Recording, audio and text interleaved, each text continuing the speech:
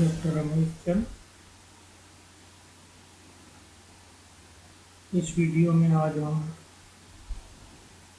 बल आघूर्ण डाइपोल पर कैसे आरोपित होता है इसको देखेंगे। साथ ही डाइपोल की एनर्जी की बात करेंगे। पिछले वीडियो में मैंने आपको बताया था कि ये लघु डाइपोल या लघु द्विध्रुव के कारण उसके एक्सिस के साथ थीटा एंगल बनाते हुए r दूरी पर स्थित किसी बिंदु P पर यदि विभव ज्ञात करना हो तो उसका मान 1/4πε0 P cos θ/r² से दिया जाता है, जहाँ P द्विध्रुव आघूर्ण है। इसका मान आवेश और आवेशों के बीच की दूरी के गुणनफल के बराबर होता है। तत्पश्चात हमने इस द्विध्रुव के कारण बिंदु P पर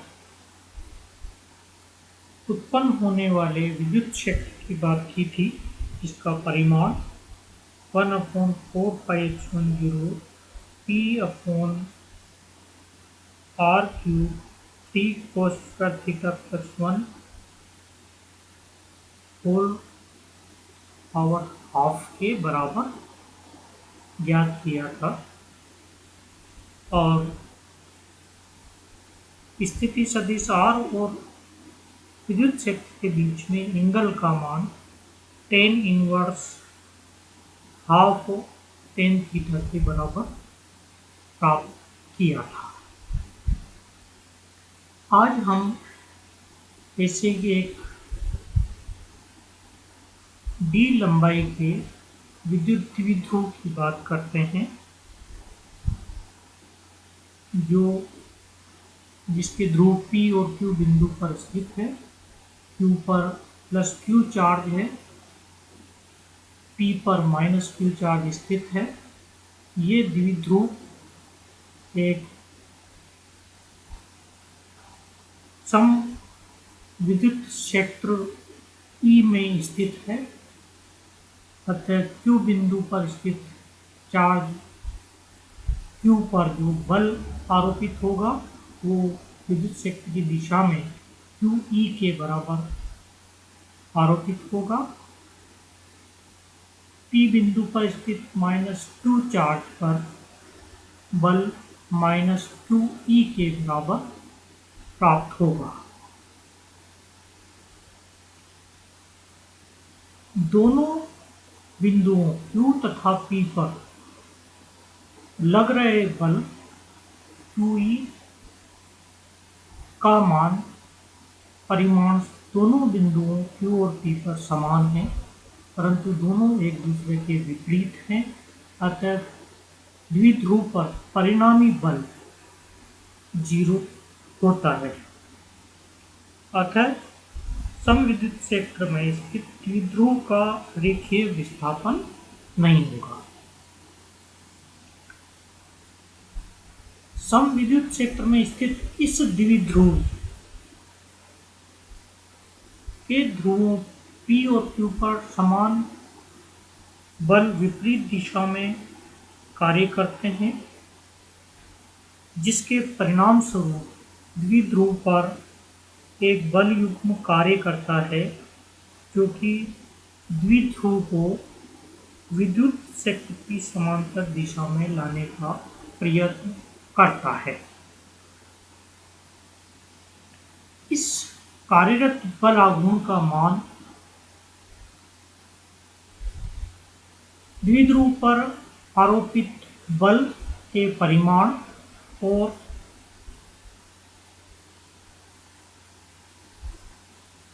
द्विध्रुव पर बलों की कार्यकारी रेखाओं के बीच की लंबवत दूरी पर निर्भर करता है।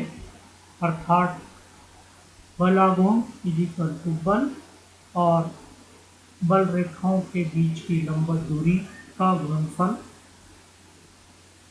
और tau is equal to Q E, जो कि कार्यरत बल का परिमाण है। दोनों बलों के बीच की लंबवत दूरी क्यू आर के बराबर है।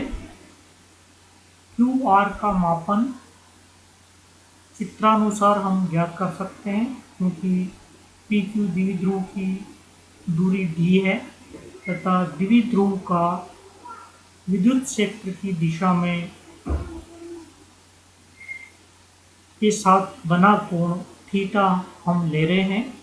अतः ट्राइंगल पी क्यू आर से Q R is equal to D sine theta हमको प्राप्त होगा। इसकी वैल्यू जब हम यहाँ रख देते हैं तो tau is equal to Q E D sine theta हमको मिलेगा। क्यू और डी का प्रोडक्ट द्विध्रुव आघूर्ण के बराबर होता है। अतः टो इज इक्वल टू होगा P E sine theta. P और ई डाइपोल मोमेंट और इलेक्ट्रिक फील्ड दोनों सदिश राशियां हैं। अतः टो की वैल्यू हम लिखते हैं tau is equal to P cross E, क्योंकि पी क्रॉस ई की वैल्यू पी साइन थीटा को प्राप्त होती है। इस प्रकार हम देखते हैं कि किसी द्विध्रुव जिसका आघूर्ण P है पर बाह्य विद्युत क्षेत्र E में रखने पर इसके ऊपर जो बल आघूर्ण टो एक सदिश राशि है का मान P क्रॉस E के बराबर प्राप्त होगा।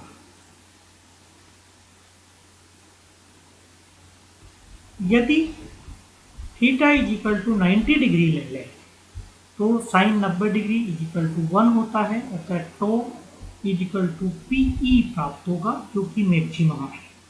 अतः द्विध्रुव विद्युत क्षेत्र के लंबवत स्थित हो तो बल आघूर्ण का मान अधिकतम होता है और उसका परिमाण P और E के गुणनफल के बराबर होता है। जब थीटा इज इक्वल टू 0 अर्थात द्विध्रुव अप्लाइड इलेक्ट्रिक फील्ड की डायरेक्शन में हो तो साइन 0 इज इक्वल टू 0 होता है। अतः उस स्थिति में बल आघूर्ण का मान न्यूनतम होगा और यह 0 के बराबर प्राप्त होता है।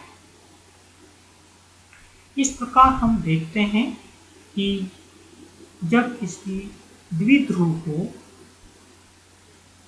किसी बाह्य विद्युत क्षेत्र में रख देते हैं तो द्विध्रुव के ओरिएंटेशन के हिसाब से उस पर एक बल आघूर्ण कार्यरत होता है, जो उसको अपनी वर्तमान स्थिति से डिस्प्लेस करने की कोशिश करता है। उसका अधिकतम और न्यूनतम मान भी हमने यहाँ कैलकुलेट किया है। सामान्यतः बल आघूर्ण का मान न्यूनतम और अधिकतम वैल्यू के बीच प्राप्त होता है। अब हम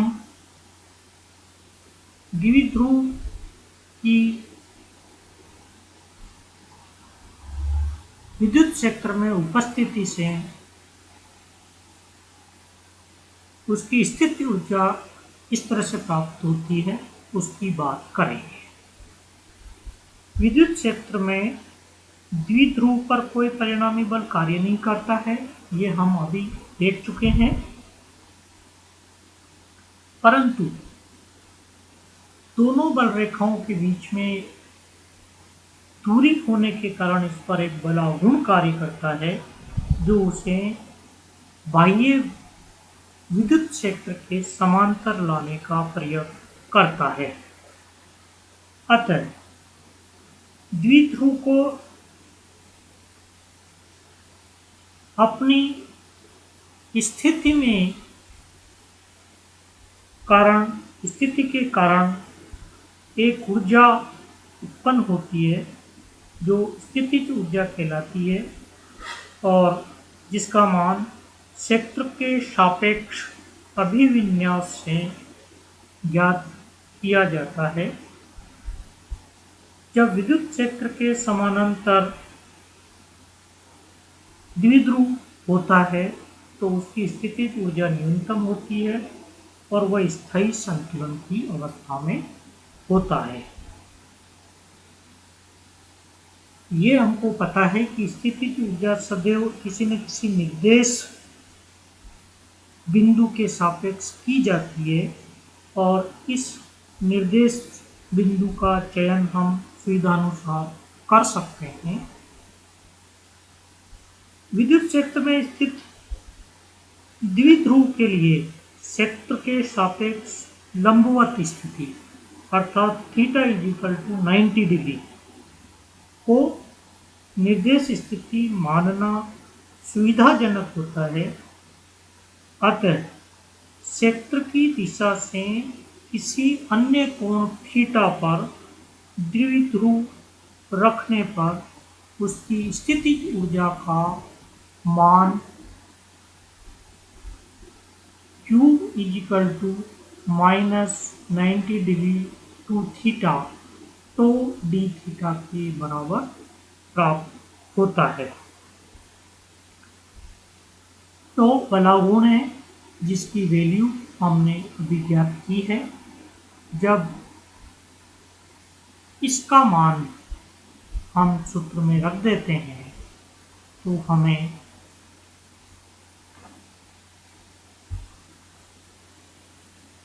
डाइपोल की स्थितिज ऊर्जा प्राप्त होगी जो कि +90 degree to theta in sine theta D theta के बराबर प्राप्त होती है। इंटीग्रेशन के बाद इसकी वैल्यू हमको मिलती है -PE cos ऑफ थीटा। सामान्यतः थीटा का मापन वामावर्ती होता है। वह बलागुण दक्षिणावर्ती घूर्णन उत्पन्न कर रहा होता है। अतः इस सूत्र में हमने यहाँ माइनस साइन लिया हुआ है।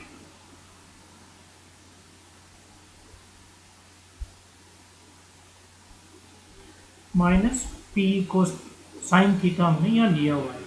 इसका कारण मैंने आपको बताया कि थीटा का मापन हम वामावर्ती करते हैं, बलागुण का मान दक्षिणावर्ती घूर्णन उत्पन्न कर रहा होता है। इस स्थिति में tau equal to -P sine theta हमने यहाँ लिया था। अतः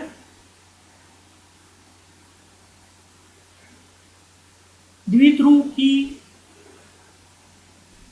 अभिविन्यास के सापेक्ष उसकी स्थितिज ऊर्जा का सूत्र -PE cos थीटा के बराबर हमको प्राप्त होता है।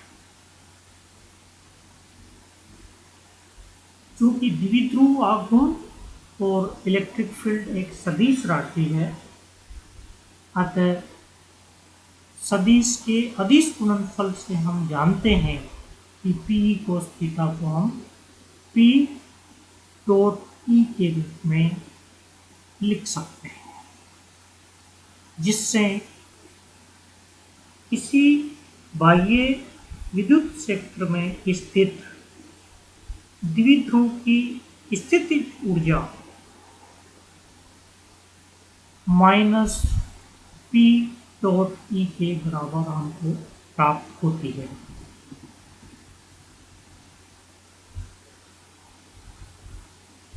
जब थीटा इक्वल टू 0 होता है तो इस फार्मूले से cos 0 1 होगा और u इक्वल टू -PE हमको प्राप्त होगा।